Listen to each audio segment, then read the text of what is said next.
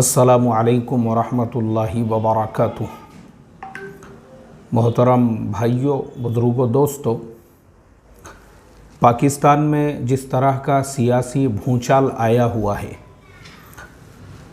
मेरा जो पाकिस्तान के पॉलिटिक्स पे रिसर्च है, तो मैं ये समझता हूँ कि इमरान ख़ान से ज़्यादा ईमानदार और बेहतरीन प्राइम मिनिस्टर पाकिस्तान की पूरी तारीख़ में आज तक नहीं मिला। इतने साफ़ सुथरे कैरेक्टर का इंसान जिसने गवर्नमेंट की तमाम मुराआत को ठुकरा दिया। ना गवर्नमेंट का बंगला चाहिए, ना गवर्नमेंट की गाड़ियाँ चाहिए, ना गवर्नमेंट की सैलरी चाहिए, जो अपने ख़ुद के घर में रहता है और उसको पूरे मुल्क की फ़िक्र है। वाकई में भी इतना ईमानदार प्राइम मिनिस्टर जो अभी तक पाकिस्तान को मिला है, शायद आगे मिले या ना मिले, ये तो अल्लाह ही जानते हैं। सबसे ज़्यादा अफसोस की बात यह है कि इतने ईमानदार प्राइम मिनिस्टर को हटाने के लिए जिस इंसान ने मुहिम छेड़ी हुई है, जिनका नाम मौलाना फजलुर रहमान है, और बकौल इमरान ख़ान के मैं ऐसे इंसान के नाम के शुरू में मौलाना भी लेना गवारा नहीं करता हूँ, क्योंकि मौलाना जैसी उसके अंदर कोई सिफत ही नहीं है। मौलाना के नाम पे वो कलंक है, मौलाना के नाम पे वो धब्बा है, इसलिए कि उसके अंदर जो चाहत कुर्सी की और जो लालच ऐसा कुर्सी का कि मुझे बड़ापन चाहिए, अगर मुझे कुर्सी नहीं मिलेंगी ना, पूरी हुकूमत को मैं हिला के रख दूँगा। अल्लाह हिफाजत फरमाए। मोहतरम दोस्तों, या ऐसे मौलाना लोगों का ये काम रहता क्या, मुझे आप बताओ। बर्रे सग़ीर के मुसलमानों के ज़वाल के लिए सबसे ज़्यादा अगर कोई ज़िम्मेदार है तो ये फजलुर रहमान के जैसे मौलाना लोग। बर्रे सग़ीर, इंडिया, पाकिस्तान, बांग्लादेश में आज जो मुसलमानों का हाल हुआ है ना, इसके लिए सिर्फ़ और सिर्फ बर्रे सग़ीर के कुछ ऐसे चंदाखोर मौलवी जो फजलुर रहमान के जैसे सड़क छाप चंदा करके उम्मत को गुमराह करने वाले और उसी चंदे के ऊपर अपनी बड़ी बड़ी प्रॉपर्टियां बनाने वाले, ये जो चंदाखोर है ना, चंदाखोर फजलुर रहमान के जैसे, ये ज़िम्मेदार है। इन्हीं की वजह से बर्रे सग़ीर के मुसलमानों का ये ज़वाल हुआ है। भारत में मुसलमानों का क्या हाल आज हो चुका है, हम अपनी नज़रों से देख रहे हैं कि यानी किसी ने कभी सोचा भी नहीं था कि हिजाब के ऊपर ऐसे मसाइल कभी भारत में आएंगे। आज हाई कोर्ट की तरफ से हिजाब के अगेंस्ट में ऑर्डर दिए जा रहे हैं और मुसलमानों की बहन बेटियों के ख़िलाफ़ में जिन्होंने सुल्ली डील और बुल्ली डील जो ऐप बनाए हुए थे, वैसे ऐप्स बनाने वालों को कोर्ट की तरफ से रिहा किया जा रहा है। उसके अलावा उत्तराखंड इंडिया में एक सूबा है जहाँ पे जो है कॉमन सिविल कोड, यानी जिसे कहते हैं यूनिफॉर्म सिविल कोड, वहाँ पे लागू और नाफिज कर दिया गया है। ये नाकामी है उन चंदाखोर सड़क छाप मुल्लों की जिन्होंने सिर्फ उम्मत को अपनी गद्दियों के लिए, और ये लालची और भूखे हैं, इनको जो है गद्दियाँ चाहिए, इनको सदर बनना है, इनको सेक्रेटरी बनना है, इनको बड़ा बनना है, इनको उम्मत से कोई लेना देना नहीं है। इन्होंने उम्मत का जनाजा निकाला हुआ है। यही लोग ज़िम्मेदार है जिनकी वजह से बाबरी मस्जिद मुसलमानों के हाथों से चली गई। इसीलिए बाबरी मस्जिद का केस मुसलमानों ने सुप्रीम कोर्ट में हार गए, सिर्फ ऐसे ही चंदाखोर सड़क छाप मुल्लों की वजह से, जिनको अपनी कुर्सियां प्यारी है, जिनको अपनी गद्दियां प्यारी है, और जिन सड़क छापों ने गली गली मोहल्लों में अपने जो पंटर है, जो भाईगिरी दादागिरी करने वाले, उनको फैला दिया हुआ है कि अगर हमारे ख़िलाफ़ किसी ने कुछ बोला, उसको डराओ, उसको धमकाओ, उसको कॉल करो, उसको वीडियो डिलीट करने के लिए बोलो। ये सड़क छाप जो मुल्ले हैं ना, मुसलमानों के, भारत के मुसलमानों के ज़वाल के ये ज़िम्मेदार है। इनकी वजह से भारत के मुसलमानों का ये हाल हुआ है। ये सिर्फ अपने चमचों को, अपने पंटरों को, अपने पालतू कुत्तों को मिंबर बोल कर लेंगे, ऐसे ही लोगों को बढ़ावा देंगे, ऐसे ही लोगों को आगे, इनको हक़ इनके बाप ने इनको जो है सुनने की का मादा नहीं है इनके अंदर, क्योंकि ये हरामखोर उम्मत के चंदे पे पलने वाले पालतू कुत्ते, ये जलील और नीच लोगों ने जो है ना पूरे मुसलमानों को गारत और बर्बाद कर दिया। वरना अगर आप अरब मुल्कों में जाएंगे तो मैं समझता हूँ अरब मुल्कों की आज जो हालत है, उस हालत के लिए, यानी उनकी जो तरक्की है और उनका वहाँ पे जो आज मकाम और मर्तबा है, और जिनको अल्लाह ताला ने माशी एतबार से और दुनियावी एतबार से और हर एतबार से जो नवाजा है, उसके लिए सबसे बड़े अगर कोई ज़िम्मेदार है तो वो वहाँ के उलामा हैं। उलामा में भी दो टाइप के उलामा होते हैं, एक उलामाए हक़ होते हैं जो अरब उलामा हैं, जो आपने देखे होंगे अरब के अंदर जो उलामा हैं उनको उलामाए हक़ कहते हैं, और एक होते हैं उलामाए सू जो सदर सेक्रेटरी बड़े बनने के लिए जिनको अलक़ाब चाहिए, अलक़ाब, इनको कुत्तों के जैसे झगड़े करेंगे, ये कुत्तों के जैसे उलामाए सू, ये फजलुर रहमान के जैसे उलामा हैं जिन लोगों ने, सिर्फ़ आज की बात नहीं है बल्कि अगर पूरी तारीख़ को अगर हम उठाकर देखेंगे तो हमको ऐसा मिलेगा, सिर्फ़ बड़ा बनने के चक्कर में इन्होंने हुकूमतों को तोड़ा है बस। और मैं नाम लेके बोलूँगा, जनरल ज़ियाउल हक़ जब पाकिस्तान के हुक्मरान थे उस ज़माने के अंदर हज़रत मौलाना सैयद अबुल हसन अली मियाँ नदवी रहमतुल्लाह अलैह के ये अल्फाज थे कि मैंने मेरी आँखों से, वो किताब मैं नाम भूल रहा हूँ, अगर किसी को उस किताब का नाम याद आए तो कमेंट में लिखना। हज़रत मौलाना सैयद अबुल हसन अली मियाँ नदवी रहमतुल्लाह अलैह की एक किताब में ये वाक़या लिखा हुआ है कि उनको उनके घर पे रात में क़ियाम करने का मौका मिला, हज़रत मौलाना आराम फरमा रहे हैं और मैंने किसी के रोने और सिसकियों की आवाज़ सुनी और मैं अपने बिस्तर से उठा और मैंने जाकर देखा कि भाई ये कौन रात के अंधेरे में रो और सिसकियाँ ले रहा है। तो देखा कि मुल्क का हुक्मरान है, मुल्क का बादशाह है, जो अल्लाह तबारक व ताला की बारगाह में सजदा रेज़ है, वो रो रहा है, वो गिड़गिड़ा रहा है, और वो थे जनरल ज़ियाउल हक़। मोहतरम दोस्तों, ऐसे जो वली कामिल इंसान थे, वैसे इंसान के ख़िलाफ़ भी यही फजलुर रहमान की जो पार्टी है जमीयत उलमाए इस्लाम, यानी उसने उसको नाम दिया हुआ है जमीयत उलमाए इस्लाम।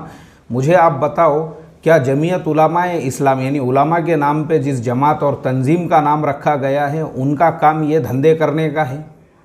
अरे उम्मत में इस्लाह का काम करो, उम्मत में जोड़ का काम करो, उम्मत में तरबियत का काम करो। क्या वो पाकिस्तान के अंदर दूसरे काम नहीं है? वहाँ पे आज लाखों मरीज़ और पेशेंट और गरीब और मोहताज और मिस्किन। एक फ़ोटो है, मैं अक्सर अपने कई वीडियो में लगा चुका हूँ, एक 4 साल का बच्चा है जो स्टेडियम के अंदर चाय बेच रहा है। क्या ये फजलुर रहमान के ऊपर उसकी ज़िम्मेदारी नहीं है कि वैसे यतीम और गरीब मिस्किन बच्चों के लिए तुम कुछ कर सको? अरे अच्छे स्कूल बनाओ, वहाँ पे अच्छे मदरसों का क़ियाम अमल में लाओ। करने के हज़ारों काम हैं उसी पाकिस्तान के अंदर। शादियों की फजूल खर्ची की वजह से बेटियां जो है वो ख़ुदकुशी कर रही है, उसके ख़िलाफ़ में एक मुहिम चलाओ। शादी उलामा का ये काम होता है। ये सियासत, ये पॉलिटिक्स में इस तरीक़े से सिर्फ़ गद्दी और कुर्सी के लिए। और मैं गारंटीड ये कहता हूँ, ये फजलुर रहमान जिस सूबे का और जिस स्टेट का मुख्यमंत्री या वहाँ का जो भी है, मुझे आप बताओ, इन्होंने भी 10-12 साल तक उस सूबे के ऊपर हुकूमत की है, इन्होंने क्या वहाँ पे तब्दीली लेकर आए? आज यही फजलुर रहमान बेनज़ीर भुट्टो के ख़िलाफ़ कल तक इन्होंने कुफ्र के फतवे दिए हुए थे, उसी के साथ में हाथ मिलाकर जिनको इन्होंने मुल्हिद कहा, जिन्होंने जो है इनको जो है एथियस्ट कहा, आज उन्हीं के साथ में एक सफ़ में खड़े हुए हैं सिर्फ़ एक ईमानदार प्रधानमंत्री अब इमरान खान को हटाने के लिए। मुझे आप बताओ, मेरा सवाल है ये फजलुर रहमान के जैसे लोगों का काम है कि अगर ये अपने आप को मौलवी समझता है, तेरा काम है उम्मत की इस्लाह कर, उम्मत की तरबियत, ये पॉलिटिक्स। और मैं पाकिस्तान के मुसलमानों को ये भी कहना चाहूँगा, अगर आपको अपना मुल्क बर्बाद कराना है और अपना मुल्क गारत कराना है ना, तो तुमने फजलुर रहमान के जैसे लोगों को वोट देना चाहिए और उसके जैसे लोगों को प्रधानमंत्री और उसके जैसे लोगों को जो है मुख्यमंत्री और उसके जैसे लोगों की पार्टी को जिताना चाहिए। तुमको अगर मुल्क बर्बाद करना है तो सिर्फ़ मुल्क की बर्बादी है बस, उसके अलावा कुछ नहीं है। ये ऐसे लोग जो है ना, हैरत की बात है यार, जिन लोगों ने पूरे तुम्हारे मुल्क को खोखला कर दिए। वो मरियम जो है इंटरव्यू के अंदर आके कहती है, अरे उस सोने और चांदी के चमचे थे, खाली वो जो बर्तन बेचे इमरान खान साहब ने 700 करोड़ रुपये, तो खाली उसके घर की भैंसें और बर्तन और कारें और वो जो कुछ जो है हुकूमत के पैसों पे अय्याशियाँ चल रही थी। मुझे बताओ, क्या आप तुम लोगों को वैसे प्रधानमंत्री चाहिए, वैसे वज़ीर आज़म चाहिए? अल्लाह हिफाजत फरमाए भाई। तो ये फजलुर रहमान जो है ना, ये उलामा की जमात का ये काम नहीं है। जनरल ज़ियाउल हक़ जैसे तक़वे वाले परहेज़गार, उनकी मुखालिफत की है इन लोगों ने, उनको भी चैन से रहने नहीं दिए, उनको भी सुकून से। अच्छा, उसका रीज़न क्या था? जनरल ज़ियाउल हक़ तो बहुत दीनदार थे, परहेज़गार थे, तक़वे वाले थे, अल्लाह वाले थे। उसमें हसद और जलन, क्योंकि ऐसे जो मुल्ले होते हैं ये चाहते हैं हम शरीयत के ठेकेदार हैं, हम कुरान के ठेकेदार हैं, हमारे अलावा अगर कोई दूसरा शरीयत या इस्लाम का काम कर रहा है तो इनको जो है हसद और जलन पैदा हो जाती है और ये फ़ौरन उसके ख़िलाफ़ में खड़े हो जाते हैं, फतवेबाजी करेंगे, कुफ्र के फतवे तो इनके बाप के घर के हैं। नहीं, इन्होंने ठेका लेके आए भाई अल्लाह ताला की तरफ से किसी के भी ख़िलाफ़ कोई भी फतवा देने के लिए। इसीलिए आज के ज़माने में जो पढ़े लिखे मुसलमानों की एक जो तादाद है ना, उनके नज़दीक ऐसे चंदा खोरों की कोई वक़ात नहीं, कोई इज़्ज़त नहीं, और इनके फतवों की जो है खाली कचरा कुंडी का डब्बा है, बस इसके अलावा कुछ नहीं है। इसीलिए इसी वजह से यही सारी वजूहात है। इन लोगों ने खुद अपने हाथों से अपने मकाम और मर्तबे को घटाया है। क्यों? क्योंकि जो इनके करने का काम नहीं है वो काम में चुप तो भी ज़बरदस्ती अपना टांग अड़ाने का, उसमें मुदाखलत करने का, उसके अंदर जो है ये करके इस तरह से, अरे तुम्हारा काम ही नहीं है वो, तुम दीन का काम करो, तुम इस्लाह और तरबियत का काम करो, अम्र बिल मारूफ और नहीं अनिल मुनकर। मैं बता रहा हूँ ना, उसी मुल्क में हज़ारों काम हैं, हज़ारों। ये फजलुर रहमान के जैसे लोग बाहर मुल्कों से अरबों खरबों का जो चंदा जमा करते हैं, उसमें अच्छे हॉस्पिटल बनाओ ना भाई, वहाँ पे स्कूल बनाओ, वहाँ पे जो करने के काम है वो करो। तुम्हारे मुल्क के अंदर रोज़गार नहीं है। अभी मैं यूएई गया था, मैंने देखा वहाँ पे कि हमारे जो इंडियन हैं, इंडियंस जो वहाँ पे जाते हैं ना, कोई सॉफ्टवेयर इंजीनियर होता है और कोई जो है माशाल्लाह किसी दुकान के जो केरला वाले हैं, सब बड़े बड़े उनके काम होते हैं, यानी सब वहाँ पे जो है इसमें बैठे हुए हैं, अपनी होटलें डालकर, और अपने सबके कारोबार हैं। इंडियंस जो है उनके बड़े बड़े पद है वहाँ पे, यानी बड़ी बड़ी पोस्ट है, बड़े बड़े पोस्ट पे इंडियंस वहाँ पे बैठे हुए हैं, बड़े बड़े व्यापारी है, और माशाल्लाह जो है इंडियंस।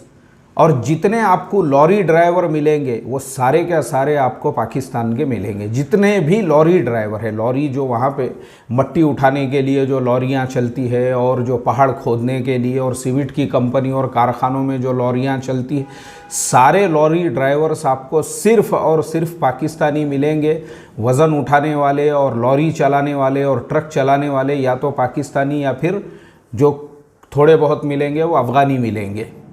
क्यों? तुमने मुझे बताओ, क्या पाकिस्तान से सॉफ्टवेयर इंजीनियर वहाँ नहीं जा सकते?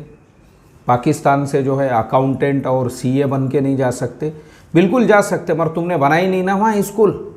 क्योंकि फजलुर रहमान के जो करने का काम है, हज़रत जी मौलाना यूसुफ साहब रहमतुल्लाह अलैह फरमाते थे, करने के काम नहीं करोगे तो नहीं करने के काम करना पड़ेंगे। जो करने के काम हैं वो छोड़ के, फजलुर रहमान के जैसे चंदा खोरों का काम ये था कि भाई जब दुनिया भर से चंदा जमा कर रहे हैं तो उसको सही जगह पे इस्तेमाल करें। वहाँ इस्तेमाल करने की बजाय उसको गलत जगहों पे ऐसे ये पॉलिटिकल, ये फजलुर रहमान का काम है ही नहीं है। पूरे मुल्क को गारत करेगा, बर्बाद करेगा ये इंसान, मेरे जुमले याद रखना, गारंटीड कहता हूँ मैं आपको।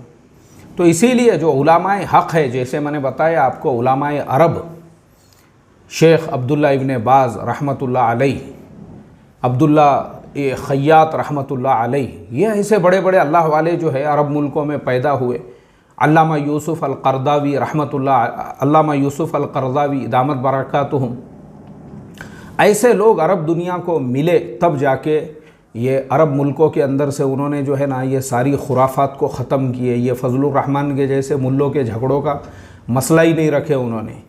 इसीलिए मैं अभी यूएई भी गया था, वहाँ पे मुझे किसी ने बताया कि एक ही अज़ान पूरे मुल्क में होती है। पहले होती थी बोले अलग अलग अज़ान, उसमें भी इंडिया पाकिस्तान वाले झगड़े कर रहे थे मस्जिदों के अंदर। ये बोल रहा था हमारी अज़ान देंगे, दूसरा बोल रहा हमारी अज़ान देंगे।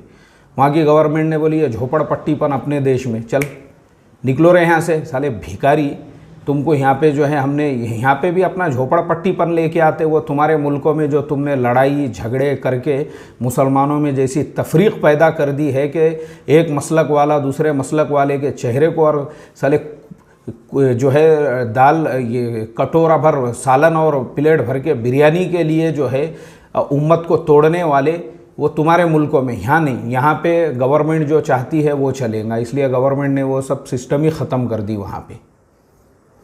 अल्लाह हिफाजत फरमाए भाई। ये कैसा है देखो, या ऐसे लोगों को देखकर, फजलुर रहमान के जैसे जो लोग हैं ना, ऐसे लोगों को देखकर एक इमेज तैयार होती है बाहर मुल्कों के अंदर। इंडिया, पाकिस्तान और बांग्लादेश के जिन लोगों के नाम के साथ में उलामा का लफ्ज़ होता है उनकी, इसीलिए उलमाए हक़ हमारे भारत में भी पैदा हुए ना। हज़रत मौलाना सैयद अबुल हसन अली मियाँ नदवी रहमतुल्लाह अलैहि से बड़ा उलमाए हक़ कौन हो सकता था। हज़रत मौलाना इलियास साहब रहमतुल्लाह अलैहि से बड़ा आलिम हक़ कौन हो सकता था, जिन्होंने करने का काम किया। मुझे बड़ी खुशी होती है, मैं इसीलिए इन्हीं लोगों की किताबें अपने बाजू में रखता हूँ। हज़रत मौलाना अली मियाँ साहब रहमतुल्लाह अलैहि है, हमारे मौलाना यूनुस साहब रहमतुल्लाह अलैहि है, और हज़रत जी मौलाना यूसुफ़ साहब रहमतुल्लाह अलैहि है, हमारे हज़रत जी मौलाना साद साहब दामत बरकातुहुम हैं। और इसी तरह से जिन उलमा की किताबें हमारे पास में है ना, मुझे अच्छा लगता है, मैं इसीलिए उनकी किताबें रखता हूँ। ये थे उलमाए हक़, करने का काम किए, करने का काम। मौलाना इलियास साहब रहमतुल्लाह अलैहि ने भाई अपना करने का काम क्या है, उम्मत में इस्लाह और तरबियत का बहुत काम है करने के। बुत परस्ती से रोको, कब्र परस्ती से रोको, दूसरी खुराफात से उम्मत को रोको। मौलाना इलियास साहब ने अपनी जान माल वक्त सब कुछ उसमें कुर्बान कर दिया। उनकी 5वीं नस्ल है अभी, वो सब भी इसी काम के अंदर लगे हुए हैं। अल्लाह उन तमाम की हिफाजत फरमाए। वाकई में भी ये है उलमाए हक़। और इनके अलावा भी और भी हमारे अकाबिर में जो है, ऐसा नहीं है। हज़रत शेख ज़करिया रहमतुल्लाह अलैहि है, हज़रत मौलाना कासिम साहब नानौतवी रहमतुल्लाह अलैहि है। बहुत बड़ी तादाद है ऐसे लोगों की भी जिन्होंने वाकई में भी कुर्बानियाँ दी, और जिन्होंने जो है वाकई में भी, जिनकी हज़रत शेखुल हिंद रहमतुल्लाह अलैहि, उन्हीं लोगों की मेहनतों का ये समरा है। उन्हीं लोगों की मेहनतों का जो थोड़े बहुत यहाँ पे आज जो है ना, मुसलमानों ने आज आज़ादी के 70 और 75 साल बाद भी मौलाना अबुल कलाम आज़ाद रहमतुल्लाह अलैहि, वाकई में भी मैं समझता हूँ बहुत बड़ी नासपासी होगी अगर मैं उनका नाम ना लूँ, क्योंकि कुर्बानियाँ हैं भाई, इन लोगों की कुर्बानियाँ हैं। इन लोगों ने उस ज़माने में जो कुर्बानियाँ दी हक़ के लिए, वाकई में भी। और आज हमारा जो ज़माना है ना, ये कुर्सी के लिए झगड़ने वाले कुत्तों का ज़माना है, ये चंदाखोरों का। इनको बड़ापन चाहिए, और अगर इनको नहीं बड़ापन मिलेगा तो ये मदरसों के टुकड़े कर देंगे, तंजीमों तहरीकों के। आपस में लड़ो रे कुत्तों, लड़ो तुम, खाली तुम लड़ते रहो। और अभी उत्तराखंड के अंदर तो आ चुका है, बाद में पूरे मुल्क के अंदर जो है ना, कॉमन सिविल कोड आने ही वाला है, एक सा सिविल कोड पूरे मुल्क के अंदर। पूरी टपरियाँ बंद होने वाली है अभी। क्यों? इसके लिए वो जिम्मेदार होंगे। बड़ापन बनने का था तुमको, बड़ा बनने का, बड़ेपन के लिए झगड़ने वालों का ये जिम्मेदार रहेंगे। इसके लिए मेरी बातें याद रखना।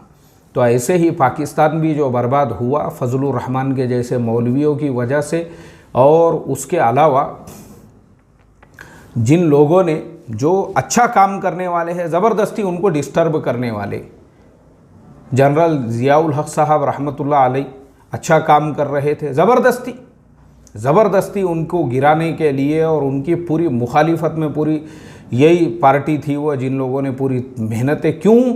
क्योंकि उनको क्रेडिट नहीं मिलना चाहिए, क्योंकि दीन के ठेकेदार गुत्तेदार तो ये है। इनको लगता है अगर दाढ़ी नहीं है उनके चेहरे पे, मैं कहता हूँ वली कामिल थे वो अपने वक्त के। ठीक है, उनकी अपनी कुछ मजबूरियाँ रही होंगी जिसकी वजह से उन्होंने दाढ़ी नहीं रखे। वली कामिल थे वो, वली कामिल, क्योंकि उनके अंदर कीना कपट बुग़्ज़ नहीं था। तुम्हारे पास में ऐसा बड़ा टोपला है सर के ऊपर, लेकिन गू भरा हुआ है दिल के अंदर, कोई फ़ायदा नहीं है। और इमरान खान साहब के बारे में भी मैं ये कहता हूँ कि मैंने इतना परहेज़गार, इतना तक़वे वाला इंसान अपनी ज़िंदगी में नहीं देखा। मेरी तो दुआएं हैं उनके लिए, अल्लाह ताला उनकी जान में, माल में, इज़्ज़त में, आबरू में बरकत अता फ़रमाए। और ये जितने हासिदीन और पंटर उनके पीछे पड़े हुए हैं, अल्लाह इनको नेस्त व नाबूद फरमाए दुनिया से, इन खबीसों को, क्योंकि यही खबीस ज़िम्मेदार है मुल्क की बर्बादी के लिए। अल्लाह हम तमाम को समझ अता फ़रमाए। और तीसरी बात आखिरी में ये भी बता दूँ, क्योंकि देखो पाकिस्तान हमारा पड़ोसी है, और पड़ोसी होने के एतबार से हमको भी इस चीज़ की फ़िक्र होती है कि भाई वहाँ पे हुकूमत किसकी है, ताकि हमारे देश के साथ में उनके अच्छे ताल्लुकात रहे, अच्छे मुआमलात रहे। इमरान खान साहब एक पढ़े लिखे, हायर एजुकेटेड और समझदार आदमी हैं। इसीलिए माशाअल्लाह जब से वो उधर पीएम हैं और इधर हमारे माननीय प्रधानमंत्री नरेंद्र जी मोदी, दोनों जो पीएम हैं ना, तो बॉर्डर के ऊपर के हालात माशाअल्लाह एकदम पुरअमन पुरसुकून होते हैं। कभी ऐसे बड़े हालात जैसे कारगिल का युद्ध हो गया, उस वक्त में कौन था वहाँ पे प्रधानमंत्री, बताइए ना मुझे। उसके बाद से जो है ये ऐसे समझदार लोग हैं इमरान खान साहब के जैसे, इसीलिए हालात ज़रा साजगार है और आगे उम्मीद की जा सकती है। उन्होंने जो है करतारपुर कॉरिडोर को ओपन कर दिया, और माशाल्लाह हमारे जो सिख भाई है इंडिया के, जो उनके लिए जो है एक उनका यानी सबसे मुक़द्दस जो मजहबी मकाम था, आज बग़ैर वीज़ा के बग़ैर पासपोर्ट के ट्रेन से वहाँ तक वो जा सकते हैं। इमरान खान साहब ने वो खोला है। आगे चल के हम उम्मीद करते हैं हमारे माननीय प्रधानमंत्री नरेंद्र जी मोदी और इमरान खान साहब के बीच में और भी कुछ बातचीत हो और दोनों तरफ के बॉर्डर के हालात सही हो, ताकि आम लोगों के लिए भी जो है फिर तिजारत है, कारोबार है, बिज़नेस है। और पाकिस्तान में लाखों हज़ारों बेचारे मरीज़ होते हैं, पेशेंट्स होते हैं, जो इंडिया में दिल्ली में आके अपने इलाज वगैरह कराना चाहते हैं, उनके लिए भी आने जाने में थोड़ी सी सहूलत रहेगी, क्योंकि पढ़े लिखे समझदार लोग दोनों तरफ से रहेंगे तो हालात साजगार बनेंगे। इसलिए हम भी जो है ना, हमको पड़ोस की पॉलिटिक्स से कुछ लेना देना नहीं है, मगर चूँकि उसका इफ़ेक्ट हमारे देश के ऊपर पड़ता है, इसके लिए हमको इस टॉपिक को आज जो है लेना पड़ा। और मैं अल्लाह से यही उम्मीद करता हूँ कि इमरान खान साहब जो है एक समझदार, सुलझे हुए, पढ़े लिखे इंसान हैं। वहाँ की पब्लिक ने, वहाँ के आवाम ने भी उनको पूरा पूरा सपोर्ट करना चाहिए। और ये फजलुर रहमान के जैसे जाहिल, जंगली, खाली जो है बस अपना सिर पे टोपला रख के, जो है कुप्पा रख के और नाम के शुरू में मौलाना लगा के इस तरह से जो है तोड़ने में लगे हुए हैं सिर्फ़ अपनी कुर्सी और गद्दी के लिए। अल्लाह ऐसों के फितरे से उस मुल्क की हिफाजत फरमाए और अल्लाह ताला जो है ऐसों के शर से जो है वहाँ की हुकूमत को भी बचाए। अस्सलामु अलैकुम व रहमतुल्लाहि व बरकातुहू।